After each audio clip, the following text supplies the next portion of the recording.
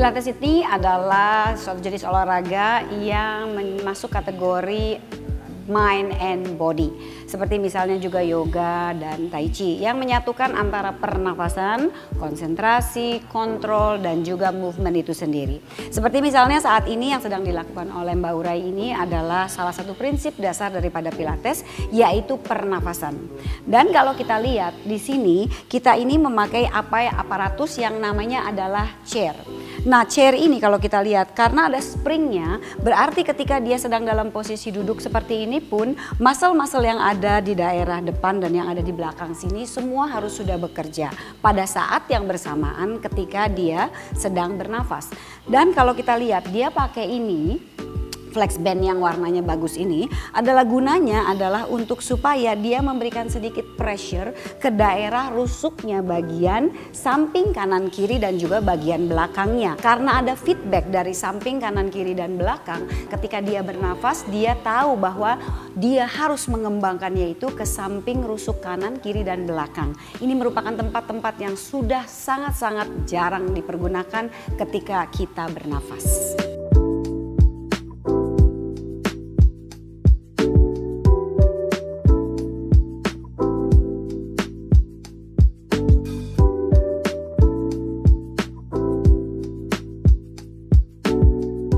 Perbedaan yang paling signifikan sebenarnya antara yoga dan Pilates ini adalah pernafasannya.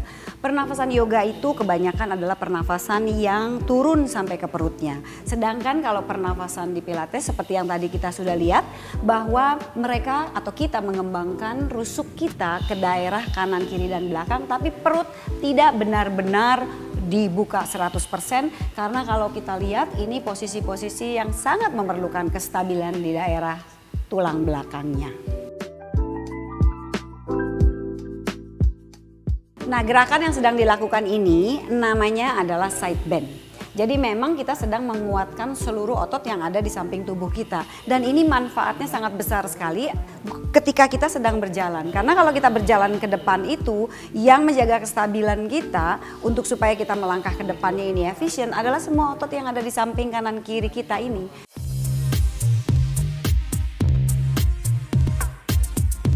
Olahraga Pilates sendiri kita lakukan misalnya 2-3 kali seminggu itu yang paling efektif. Of course boleh saja dilakukan setiap hari karena bukan merupakan suatu exercise atau olahraga yang high impact.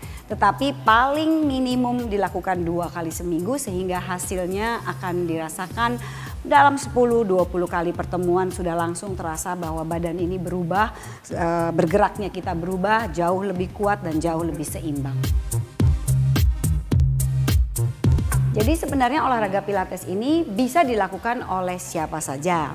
Cuman kalau kita masih merupakan seorang pemula yang baru belajar, alangkah baiknya bahwa kita melakukannya dengan diawasi oleh instruktur.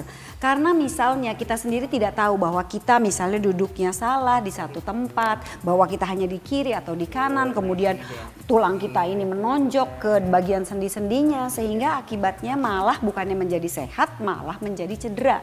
Oleh sebab itu, at the beginning, mula-mulanya lebih baik kalau ada instruktur yang mengawasi gerakan-gerakannya.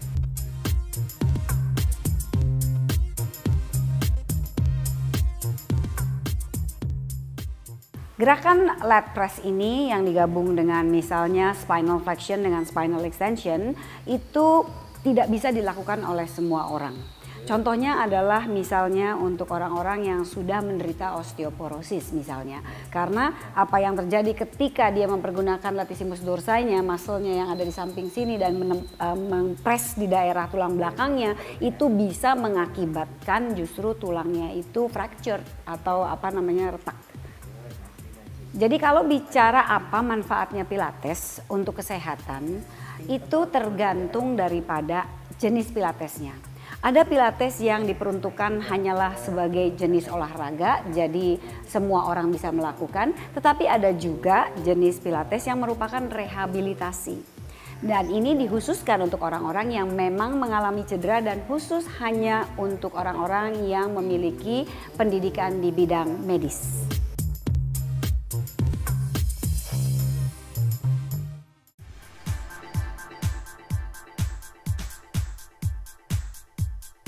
Nah, contoh gerakan yang bisa dilakukan di rumah yang cukup aman, tapi juga sebenarnya sangat-sangat bermanfaat adalah contoh yang namanya spine stretch forward ya. Jadi kalau kita lihat ini pandangan mata of course pertama-tama ke depan. Kemudian bayangin bahwa kita ini seperti air mancur. Kita tinggi dulu ke atas, kemudian kita pakai sesuatu yang bisa bergerak di depan dan mulai tundukkan kepalanya, dorong ke depan. Kita bisa pakai bola, kalau di rumah nggak ada bola boleh pakai skateboard kalau misalnya. Yang penting alat itu bisa bergerak dan kemudian naik lagi satu demi satu. Jadi bayangkan bahwa kita tuh seperti air mancur. Spine-nya itu dibikin tinggi naik ke atas sehingga jarak yang ada di belakang ini menjadi besar-besar ketika kita itu sedang ke depan. Lakukan aja Uray, nggak usah tunggu saya ngomong. Ya. Jadi kalau kita lihat ini dibuka semuanya, ini stretching yang sangat efektif dan ketika dia kembali lagi justru dia harus mempergunakan semua otot-otot yang ada di belakang ini sehingga dia menjadi tegak.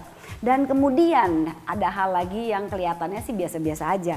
Tapi kalau dia kembali, dia harus bayangin misalnya di belakangnya ada tembok sehingga dia seperti numpuk gitu. Tulang panggulnya, kemudian tulang ribsnya ini atau rusuknya, kemudian bahunya di atas satu demi satu ketika dia membayangkan ada tembok di belakangnya. Sehingga dia tahu nanti ketika dia berdiri, dan ini hubungannya dengan postur, dia tahu di mana dia itu tegak, di mana dia itu vertikal, di mana itu yang namanya tanda kutip posisi atau postur yang paling ideal ya. Ini dia gerakannya spine stretch forward.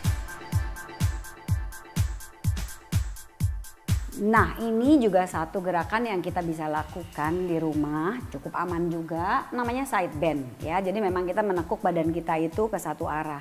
Ini bisa dilakukan juga untuk orang-orang yang misalnya badannya itu punya kecenderungan atau kebiasaan, misalnya kalau ngapa-ngapain tuh kita nonton misalnya TV berjam-jam gitu dan posisi TV-nya di sebelah sana gitu. Kita begini terus sehingga akibatnya postur kita itu jadi miring sebelah. Nah, gerakan seperti ini adalah stretching yang aktif. Jadi bukannya kita di hold begitu ya, nggak ditahan.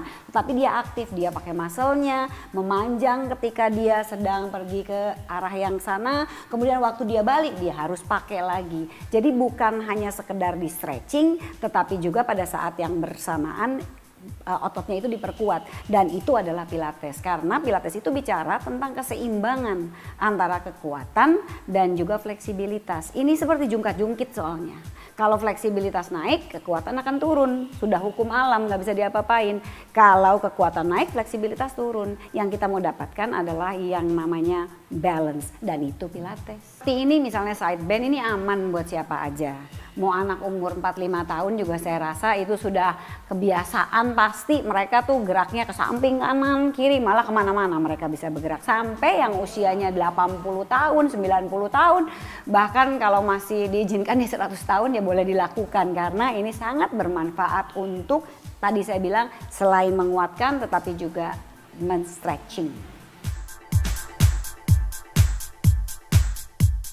Bagi orang yang mau melakukan Pilates di rumah, kan sekarang banyak tuh di YouTube, di Instagram begitu ya. Beberapa hal yang perlu diperhatikan adalah bahwa kalian ketika mau melakukan gerakannya itu, kalian harus make sure bahwa ada hubungan, yang istilahnya itu adalah awareness. Di mana badan kalian itu sedang berada, sehingga ketika kalian melakukannya itu pikirannya nggak kemana-mana. Itu satu, karena tadi saya bicara bahwa prinsip paling utama adalah bicara tentang konsentrasi. Dan yang kedua adalah dia juga bisa merasakan bahwa ketika dia bergerak itu anggota tubuh yang lainnya juga kalau dibilang tidak boleh bergerak ya tidak boleh bergerak. Kalau justru harus bergerak, dia justru harus bergerak, berarti bicara tentang kontrol. Dia tahu tangannya ada di mana, dia tahu badannya ada di mana, kepalanya ada di mana, sehingga ketika misalnya contohnya dia sedang side bend ke sebelah kiri atau ke sebelah kanan, kepalanya nggak begini kan, aneh kan? Kalau misalnya dia sedang naik ke atas, kepalanya nggak begini, begitu ya. Jadi apapun yang dilakukan itu dia merupakan suatu kesinambungan spine-nya itu atau tulang belakangnya dari tulang ekor sampai puncak daripada kepalanya.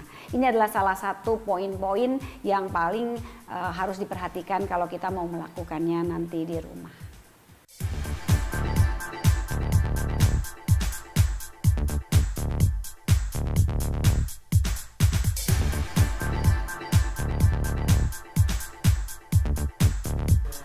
Nah, gerakan roll down ini adalah biasanya merupakan gerakan yang kita berikan misalnya di akhir daripada sesi, karena membuat badan ini menjadi lebih fleksibel, membuat kita menjadi calm down, dan merupakan exercise yang sangat-sangat saya bilang nikmat untuk menjadi akhir daripada sesi Pilates kita. Nah, itu tadi adalah beberapa gerakan dari Pilates yang bermanfaat bagi kesehatan kita. Saya Lily Tau, Stott Pilates Lead Instructor Trainer untuk Hidup Sehat Plus.